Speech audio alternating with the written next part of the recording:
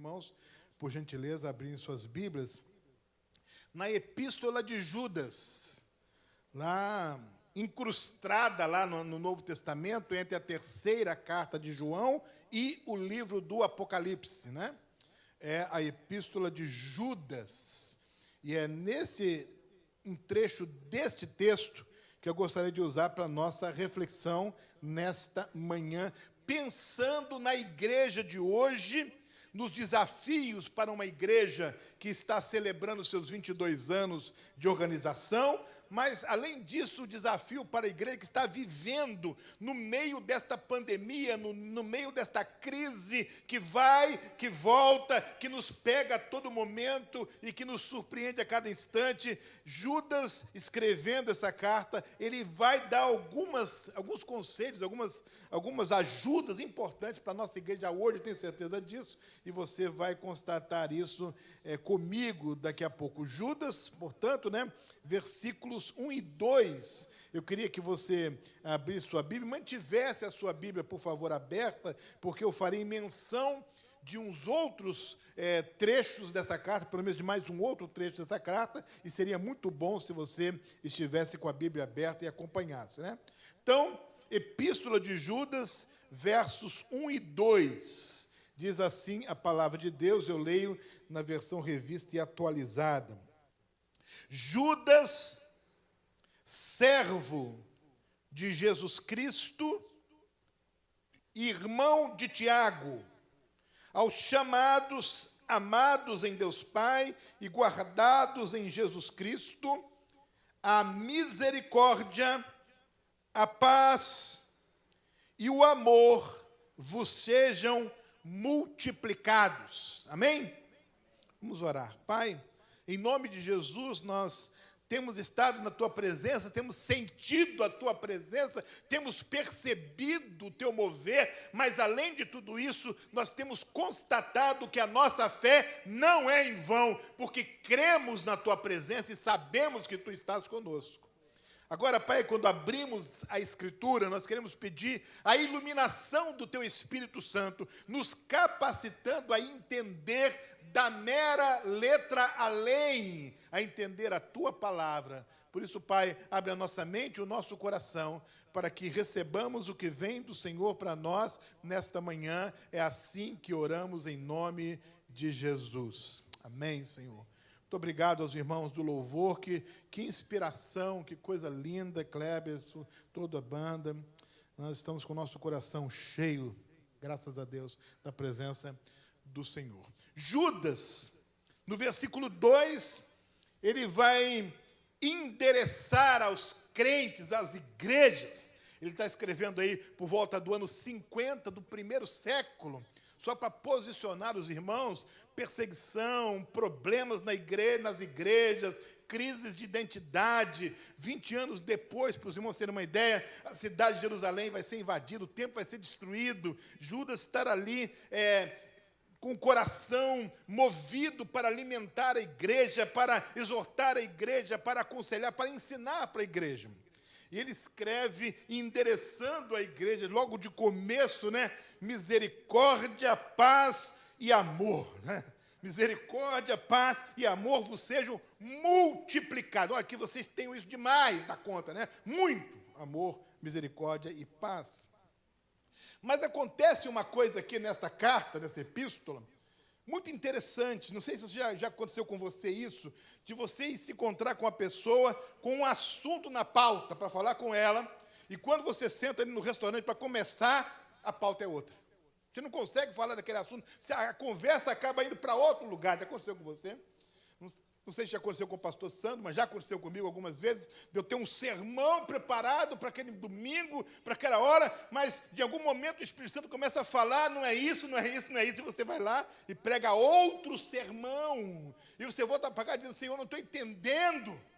E o Espírito Santo, ele vai convencendo você de que ele quer que você fale sempre o que ele tem para falar, e não o que você gostaria de falar, né? E pregadores como aqueles como eu, que gostam de pregar em série de sermão, é um perigo, porque você acha que tem que pregar aquele próximo da série, e às vezes o Espírito Santo diz, não tem que furar a série.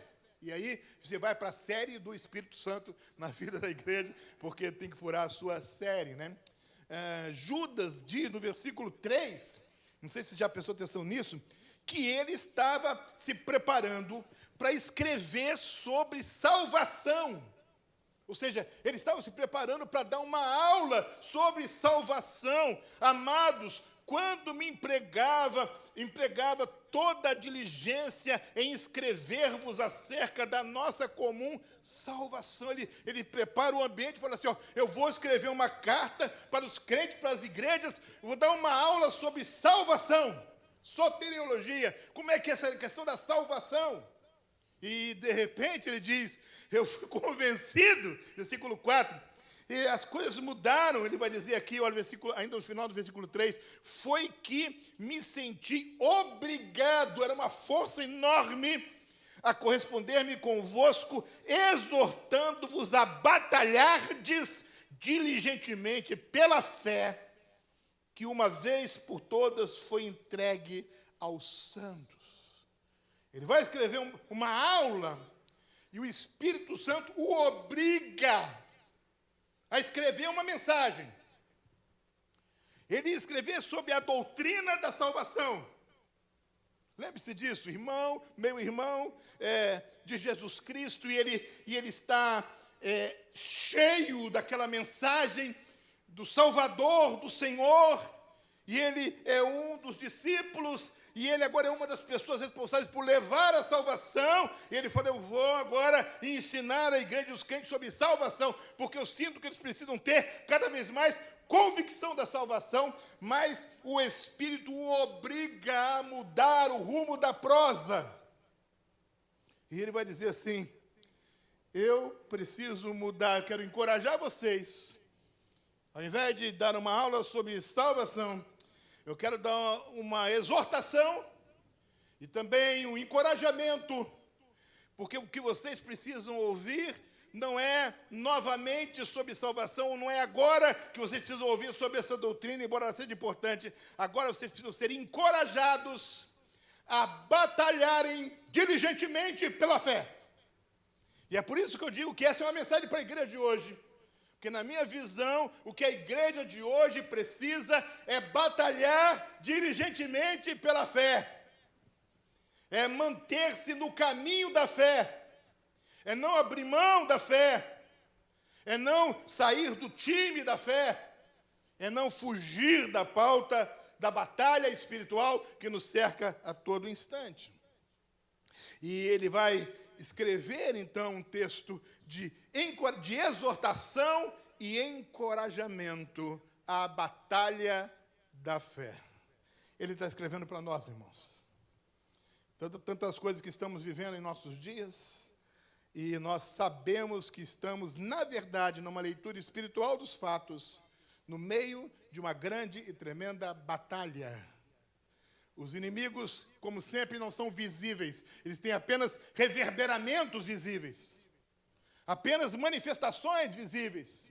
Mas a nossa luta não é contra carne nem sangue. A nossa luta é contra os principados e as potestades, escreveu Paulo aos Efésios. Mas nós sabemos que a luta existe, que a batalha existe. E que cada vez tem sido mais difícil, mais desafiador viver o evangelho da graça de Deus em nossos dias, por causa da batalha.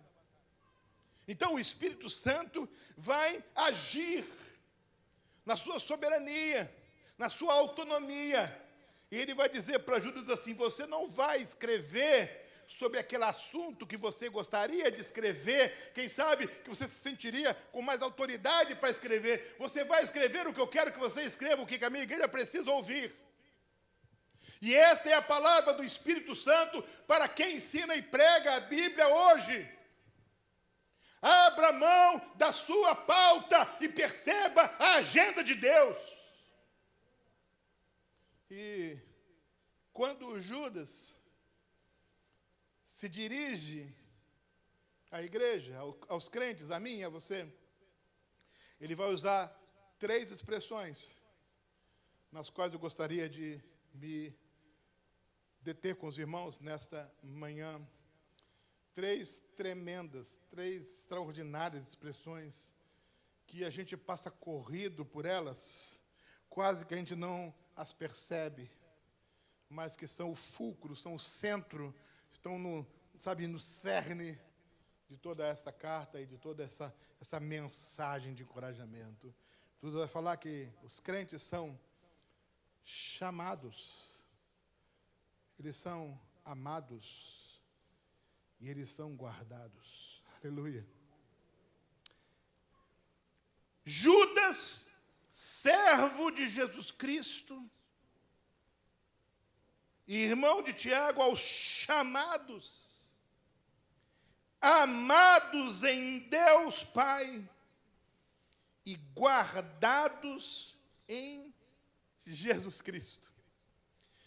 O alicerce da gente ficar firme no meio às batalhas é a nossa identidade. E sabe quem nós somos? Aleluia! Nós somos os chamados, amados e guardados por Deus. Nós estamos neste mundo, mas nós não pertencemos a este mundo. O nosso dono é o Senhor.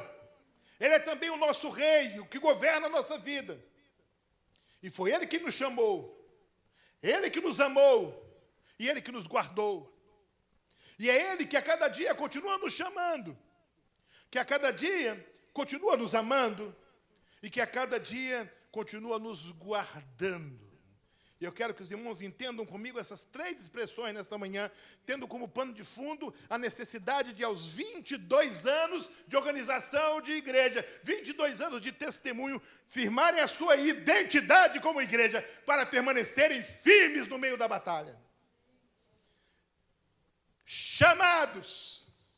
Aqui está um verbo muito importante, meus irmãos. A gente lê a Bíblia na nossa língua e os tradutores fizeram um esforço enorme para trazerem a palavra de Deus para nós, mas é uma tradução, a gente tem que entender o que está por trás disso. É o verbo kletos no grego, que significa convidar para um banquete. Não é qualquer chamado. Não é como você chama alguém para vir aqui para ouvir uma conversa sua. Não é quando você está no seu carro e abre o vidro e dá um pulinho aqui para falar alguma coisa. Não é esse chamar. É quando você prepara um banquete, quando você prepara uma festa, quando você prepara algo muito especial e você está nos preparativos. E a minha filha disse que vai casar daqui a um ano. Ela começou os preparativos dela, né? E chega um momento que fala assim: quem serão os convidados? Porque eu tenho uma festa, eu tenho um banquete, e eu preciso saber, decidir quem eu vou chamar, quem eu vou convidar. Esse é o sentido do kletos aqui, na língua grega. Convidar para um banquete. Eu não sei se você tem essa imagem na sua mente, talvez tenha, mas eu tenho, a gente brincando no quintal, todo mundo menino, e jogando bola, e brincando, subindo na árvore, essas coisas que os meninos hoje não fazem mais, né? Só hoje é videogames, né? Nossa época era brincar no quintal, chutar a bola de meia, subir na árvore, cair da árvore, machucar. Era esse tempo lá. E daqui a pouquinho, a mãe, ou o irmão, a irmã, ou o pai, alguém chegava na porta do quintal e dizia assim: está na hora do almoço, a mesa está posta.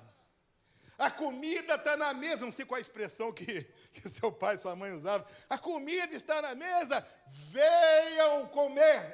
Esse é o kletos. Está na hora da comida, do banquete. Venham. Judas está dizendo assim: a igreja é a união das pessoas que estão convidadas para um grande banquete. E nós sabemos acerca de que banquete a palavra fala. Que convite extraordinário é esse? O que Deus tem preparado para aqueles que o amam. Nem olhos viram e nem ouvidos ouviram. É um grande banquete. É, na verdade, um pouco da aula que Judas estava querendo dar sobre salvação, os efeitos da salvação. Eu e você Estamos peregrinando por esse mundo aqui, meus irmãos, trabalhando, nos esforçando, tentando ganhar o dinheiro, pagando as contas, enquanto aguardamos o dia do banquete. Igreja, este dia está chegando. E nós encontramos nosso irmão e a paz do Senhor, glória a Deus, como você está, como está a luta, e a gente se ajuda, e a gente não tem problema em ser dizimista, em ser fiel, a gente não tem problema em ajudar o irmão, porque estamos todos nós cientes de que a nossa vida não se resume a isso aqui. Há uma perspectiva outra para nós, além disso aqui. É o banquete. É o banquete. Desde o Antigo Testamento, meus irmãos, essa imagem do banquete está presente. O autor da Saco vai dizer: preparas uma mesa perante mim na presença dos meus inimigos, unges a minha cabeça com óleo, meu cálice transborda. Há um banquete lá. Eu e você somos a igreja de Jesus Cristo, que uma vez tendo sido alcançados pela sua salvação, obra exclusiva da sua graça, ganhamos o ticket para o banquete. Eu e você lá. Aquilo que Deus tem preparado para você, a Bíblia diz, não pode ser comparado com absolutamente nada. O que Deus tem preparado é incomparável. Pense na maior regalia que você já usufruiu. Pense no maior banquete do qual você já participou. Pense na maior festa para a qual você já foi convidado. Nada pode ser comparado a isso aqui. Agora nós estaremos na dimensão da eternidade. Jesus vai dizer: vocês são chamados. Há algo preparado para vocês. Jesus vai dizer através do apóstolo João, no evangelho que leva o seu nome: na casa do meu pai há muitas moradas, e eu vou preparar lugar para vocês, porque vocês vão chegar lá. Diga para alguém: você vai chegar lá. Diga para alguém: você vai chegar lá, você vai chegar lá. Meus irmãos, a igreja tem perdido a dimensão desse você vai chegar lá. Tem perdido essa dimensão. E há uma metáfora na Bíblia sobre a segunda vinda de Jesus e os eventos escatológicos. Alguns deles eu trato aqui nesse texto, que a igreja tem entendido de maneira equivocada. Quando Jesus diz: olha, virá como um ladrão. Você fica pensando na maldade do ladrão, você fica pensando na surpresa que o ladrão provoca. Mas o que Jesus está dizendo é que virá quando ninguém estará esperando. É uma palavra dura, porque vai chegar um tempo em que a igreja vai parar de esperar. Secularizada, envolvida com o mundo, perderá a perspectiva de aguardar a segunda vinda de Jesus. Mas o projeto de Jesus é que a igreja vivesse nessa expectativa perene da sua segunda vinda. É um banquete. Você está iludido com os banquetes dessa terra? Qual é o banquete dessa terra que tem impedido você de frisar a sua mente e o seu coração naquele banquete? Lembre-se, querido, a mesa está posta. E há um lugar reservado para você ali. Na parábola de Jesus, em Lucas 15, o pai recebe o filho que estava longe de casa, perdido. E quando o filho vem com aquele discurso ensaiado: pai, pequei contra os céus e diante de ti, não sou digno de ser chamado teu filho. Pai, para. E o pai manda começar a festa. Coloquem uma sandália nos seus pés, anel nos dedos, e matem o novilho cevado. A gente vai se alegrar, a gente vai se regozijar, porque esse meu filho estava morto e reviveu, tinha se perdido e foi achado. É festa. Não permita que as comemorações diminutas, passageiras do tempo presente roubem de você a certeza que você tem um lugar no grande banquete. Igreja, você é chamada. Depois Judas vai dizer, amados. Ele vai dizer que estava escrevendo para aquela igreja que foi chamada e amada. E ele vai usar a expressão amados em Deus Pai. E a gente que interpreta a Bíblia, a gente tem um nó na cabeça. Porque quando a gente lê o verbo amar em português, a gente pensa no original, a gente pensa em ágape, pensa em storge e outras palavras gregas, que é o amor fraternal, o amor de Deus e vários outros tipos de amor. Mas essa palavra amados aqui, não sei como está na sua tradução, porque hoje temos várias traduções, graças a Deus, atualizadas, mas é uma palavra bem diferente dessas que está no original. E você precisa aprender essa palavra, porque não só por causa da palavra, mas pelo sentido dela. Agiazo, ou agiazo, como alguns leem. Sabe o que significa agiazo? Talvez o prefixo é agios, significa santidade. Judas está dizendo que eles são amados em função da santidade de Deus na vida deles. Eles são amados por quanto santos. Eles são amados por quanto feitos santos. É o agiazo aqui.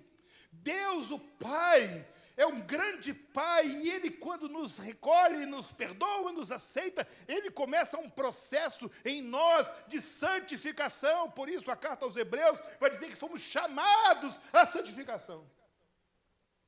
Sabe, esse amor aqui não é um amor irresponsável, não é um amor do que vem o que vier, não é um amor descomprometido, é um amor para aquele que aceitou Jesus como Salvador, que está no processo de santificação e que precisa permanecer nesse processo. E aí está o encorajamento.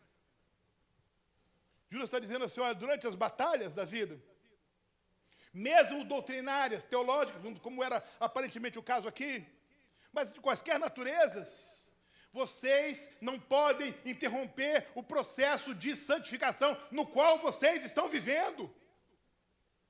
Nós estamos sendo santificados, aperfeiçoados, igreja. E Deus usa todas as coisas a fim de que cresçamos em Cristo. Cada situação que eu vivo, que você vive, é pedagógica diante de Deus para nós. Por quê?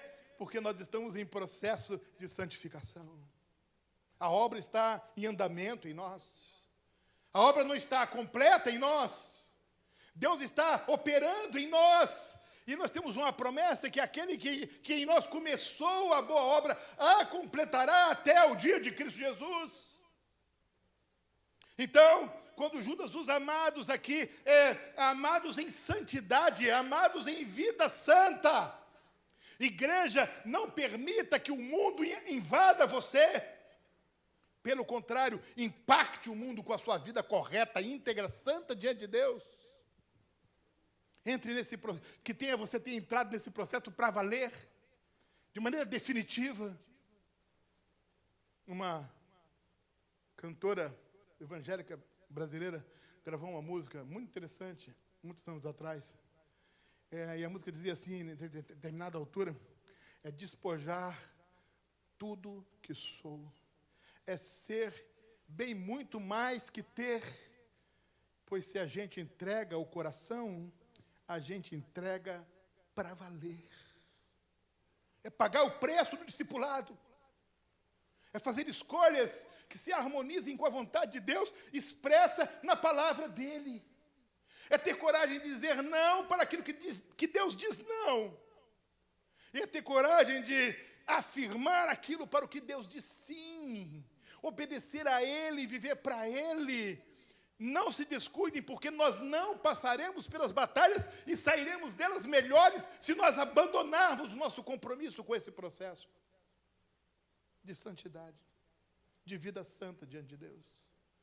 A gente aprende pouco, infelizmente, com as coisas que a gente lê nas camisas que as pessoas usam, mas eu me lembro um dia que eu estava no Rio de Janeiro, atravessando a ponte Rio-Niterói, e um baita de um engarrafamento, daqueles que as pessoas abrem a porta, saem do carro, que vem cara vender Coca-Cola, vender amendoim, né?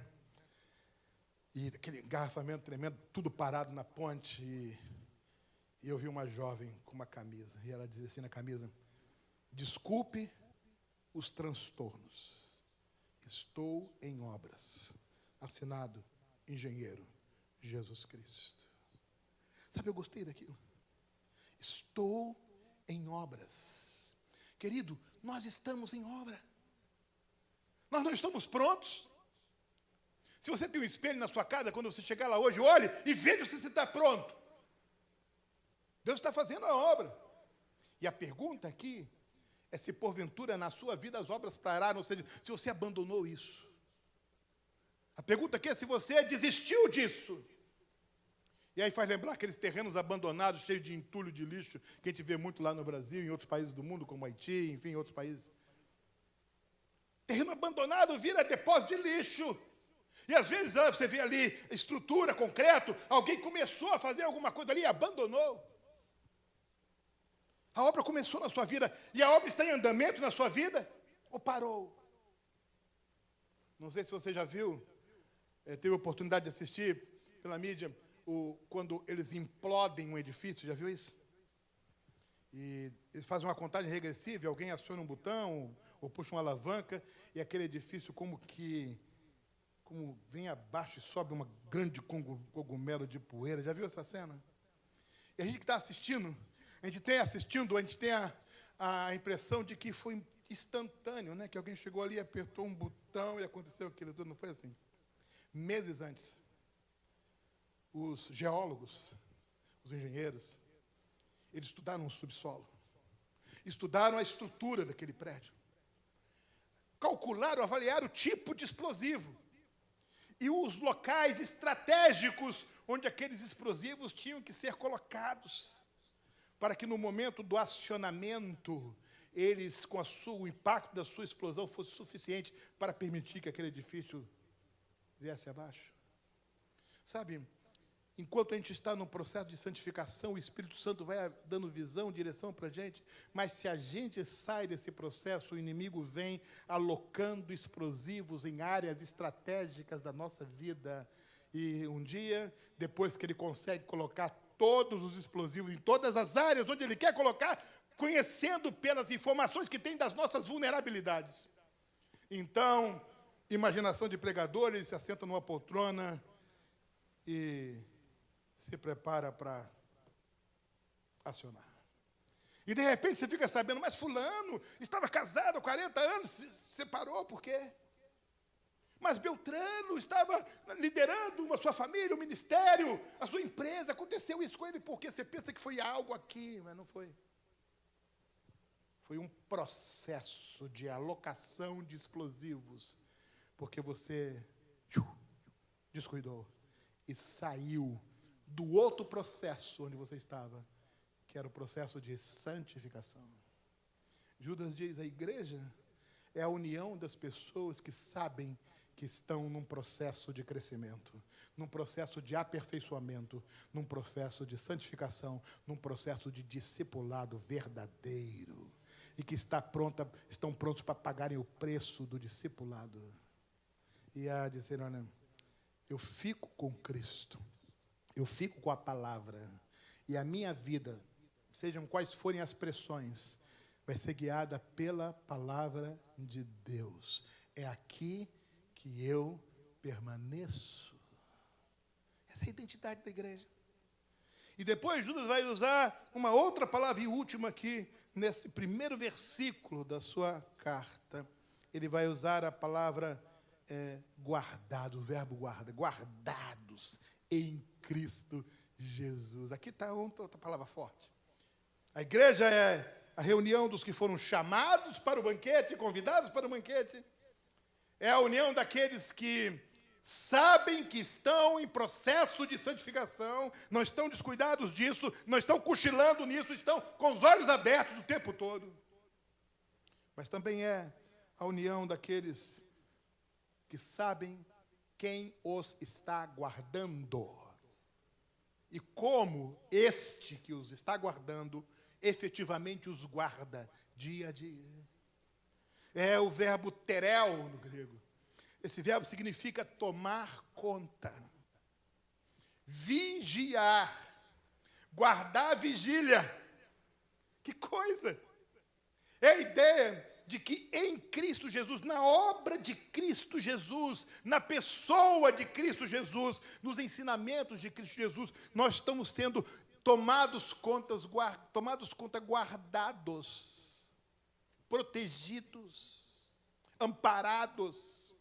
Não, mais uma vez, numa proteção irresponsável, mas numa proteção cuidadosa, madura, numa proteção que vai no caminho da maturidade.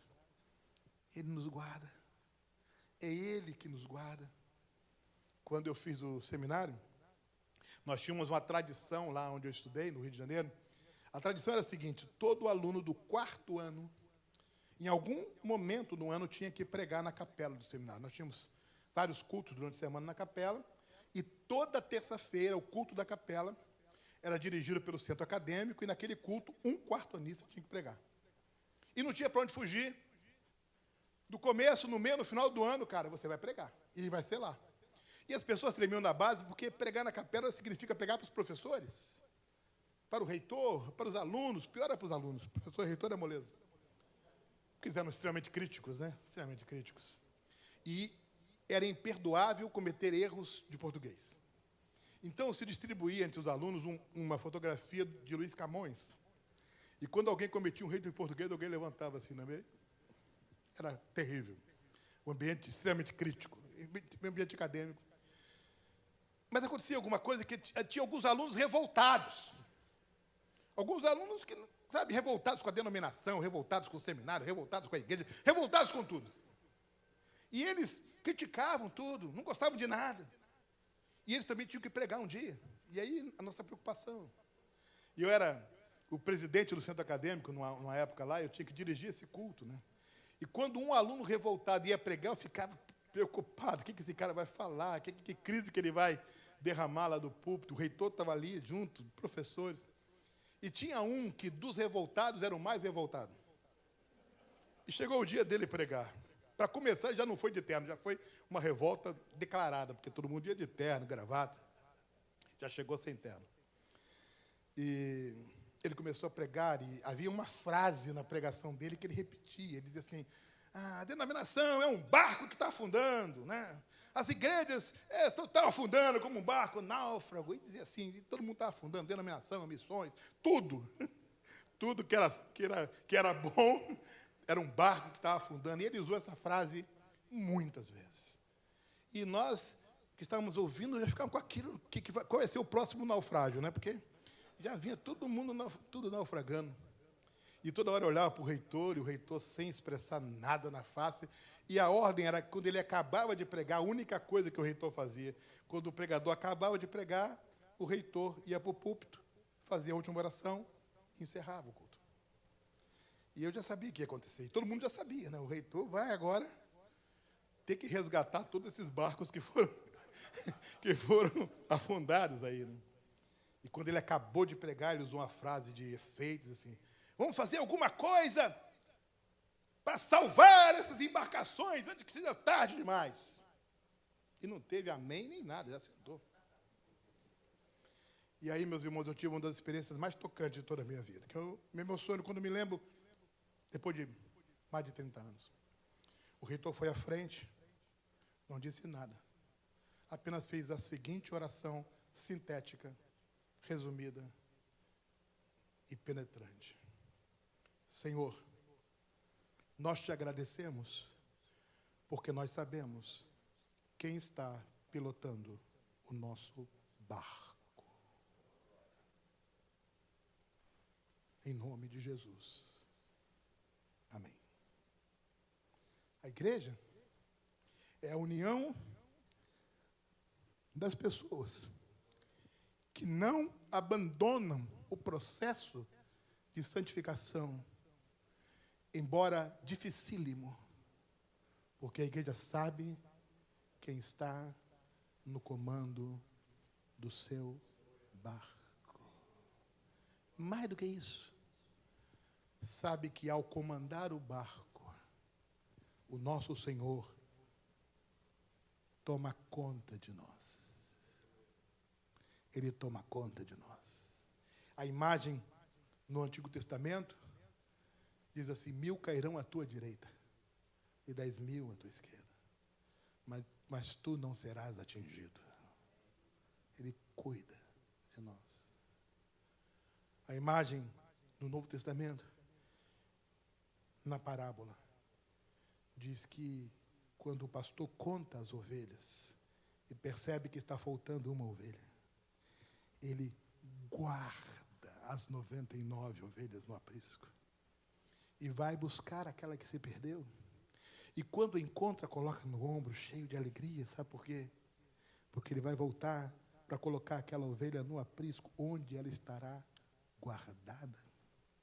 A igreja do nosso tempo precisa entender o que acontece aqui, neste domingo de manhã, como uma representação do aprisco santo, onde a manifestação do cuidado de Deus se expressa com o nosso olhar nos olhos uns dos outros, porque sabemos as lutas que passamos, as dificuldades que enfrentamos, mas estamos aqui, juntos nesse aprisco, porque nós sabemos quem está no comando do nosso barco.